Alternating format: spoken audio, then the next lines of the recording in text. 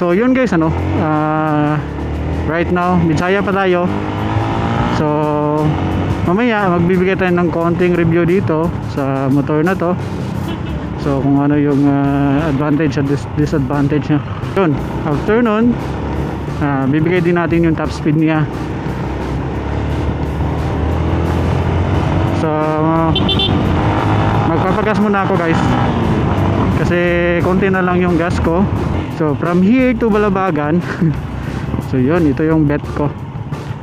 So yun, ito yung sinasabi ko sa pinsan ko. So sana yan cash. Sana yan Brad, nakita mo yan Brad, yung naka-sniper na naka-green yung Max. So yan tayo, magpapagas muna tayo guys. Unleaded boss. Kinalan natin 120. So 2 liter. Kagabi napagas ako 2 liter din. So tayo natin 120 ulit.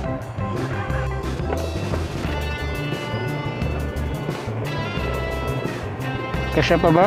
Full tank kay 2 liters. Full tank siguro, kasya siguro na. Tama na guro.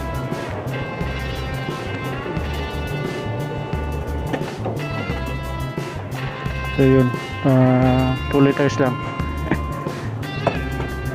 Okay, thank you. Okay, thank you. So makikita natin mamaya guys. And then kagabi nagpagas ako ng 120. And then ngayon 115 lang. Full tank na siya. So makikita natin ngayon guys kung magkano yung kakainin niya. So from here to Balabagan, straight na tayo. So sana di maglobat yung camera natin, ano.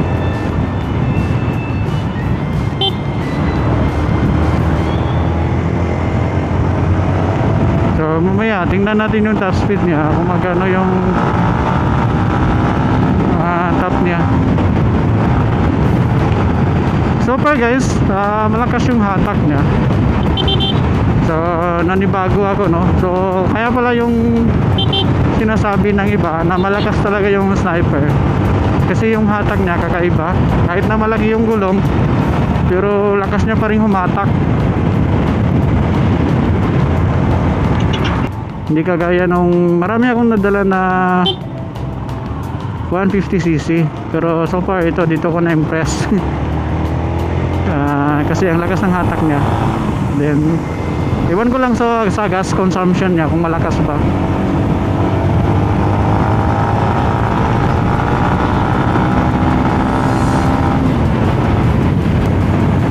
Di pa kasi natin alam eh.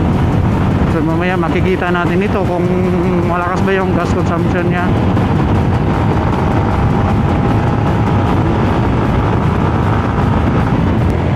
So far napakalakas.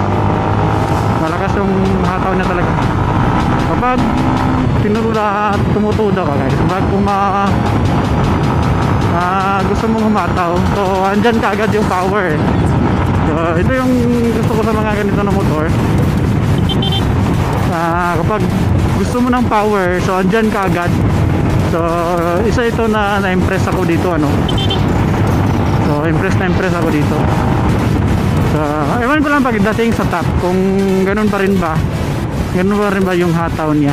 So makikita natin dito mamaya. So try natin mag top speed sa mga hindi matataong lugar.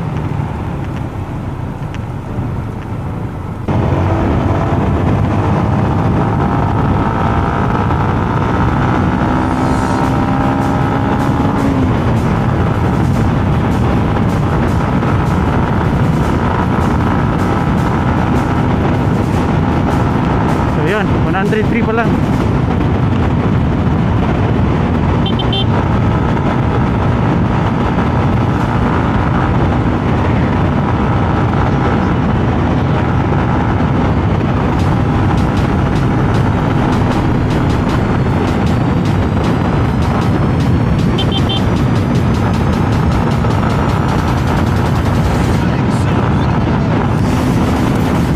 So far 104 pa lang yung takbo ko.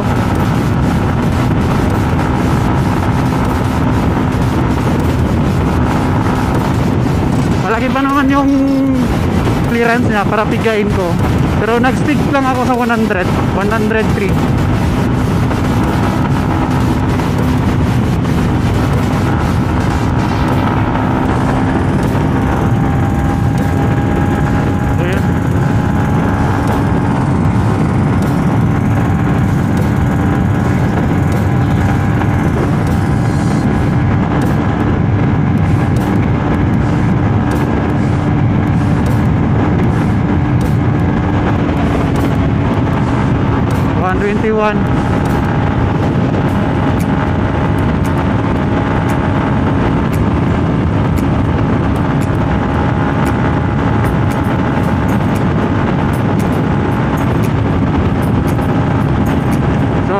Aerodynamics yung wind. So far 121 pa lang yung inaabot ko.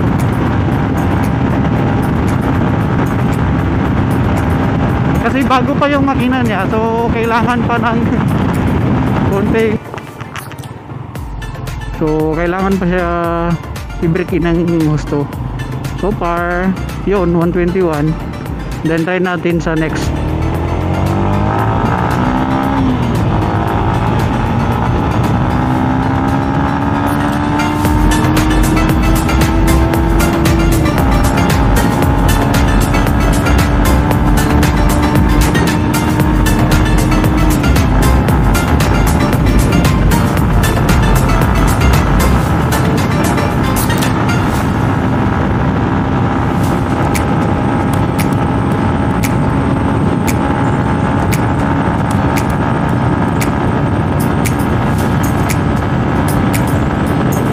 Ayun, 118. So far 118 pa lang.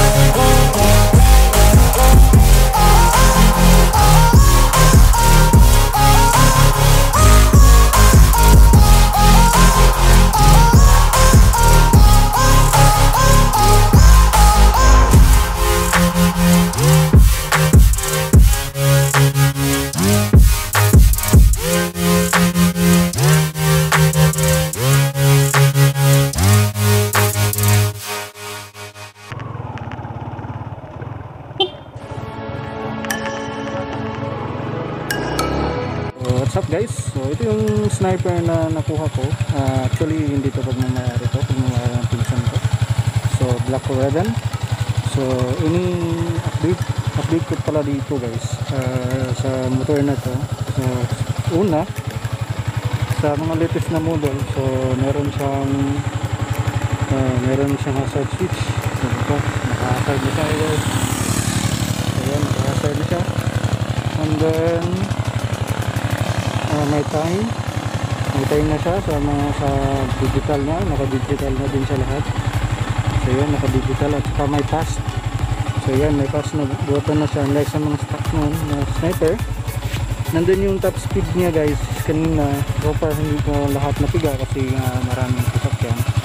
So yung top speed niya is nasa 1 pa lang, 121 pa lang yung nakuha ko so far. Hindi ko pa nasubukan lahat.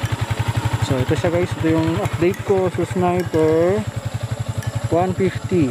So yan siya. So sniper 150 naka-hazard, and then dagdag pa pala dito guys so naka LED light na din siya, yung headlight na, so naka LED na siya. So iniba na nila yung kanyang head. So yan, and then Black Raven ito guys then dito pala guys sa panel niya, so kung check natin, so yan, average.